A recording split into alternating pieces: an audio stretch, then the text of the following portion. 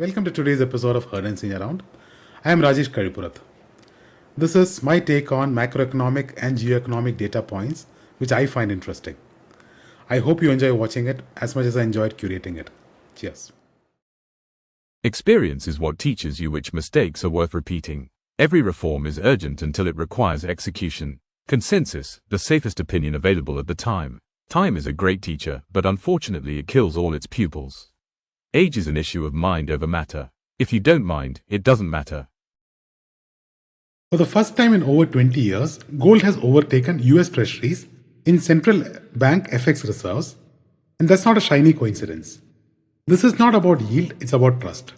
Treasuries pay interest, but they also carry sanctions risk, debt math, and political theatre. Gold pays nothing, yet demands nothing. No issuer risk, no voting rights, and no surprises. This is not the end of the dollar, but is a hedge against policy mistakes in an over-leveraged world. India is not aging evenly, it's aging state by state. Kerala, Tamil Nadu, Himachal and Punjab are already turning grey, with shrinking workforces and rising old age dependency. Translation: fewer taxpayers, more pensioners, and higher fiscal stress. Meanwhile, Bihar, UP and MP stay young but poor. So tax money flows north, while healthcare bills pile up in the south. That's not politics, that's arithmetic. Without labor mobility, productivity gains or later retirement ages, aging states risk lower growth despite better governance. Demographics isn't destiny, but it sends very strong invoices. In 2005, India's skies were polite. 178 routes, 22,000 flights, and 22 million passengers. Fast forward to 2025, and its aviation rush hour.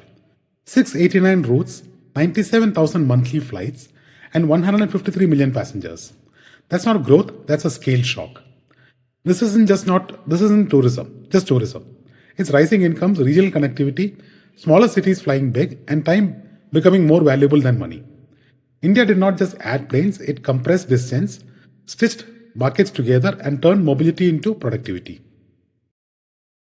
4 of the world's 5 largest banks are Chinese. And that's not market bravado, it's balance sheet geopolitics.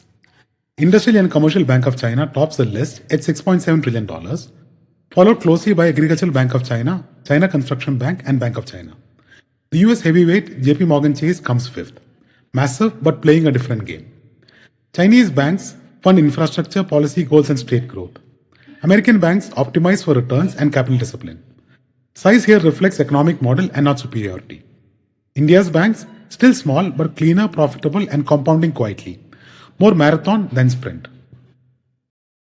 India's best growth years weren't powered by hope or hashtags, they were powered by exports. From 2000 to 2011, exports surged, investment followed, and GDP did its best impression of a bull market. Post-crisis, exports slowed. So did growth. No mystery, no conspiracy. You can push government capex, boost consumption, and cheer reforms, but if you do not sell to the world, growth hits a speed breaker. Every Indian boom had strong exports. Every slowdown did not. This is not ideology, it's just math with fewer emotions. India's merchandise exports have exploded since 2003. But here's a fine print. The heavy lifting is still done by petroleum products. From almost nothing in 2003 to over $130 billion a quarter, oil exports became the star performer. Non-oil exports did grow, but more like a steady jog while oil sprinted. Which means India's export boom owes a lot to refining margins and global energy cycles and not just manufacturing depth. Post-pandemic, India's export rebound has a clear hero: high-tech and high-value goods. Electronics exports are up over 2.5x since 2008. Chemicals and agri-products aren't far behind. This time growth is coming from value density and not volume. But there's a flip side. Labor-intensive sectors, textiles, gems, leather, are steadily losing export share. Vietnam stitched faster, cheaper, and grabbed the orders. So India is exporting more value with fewer workers. Great for GDP optics, less great for job math. The challenge now is simple: scale high-tech without hollowing out employment. Growth is getting smarter, but it still needs to get broader.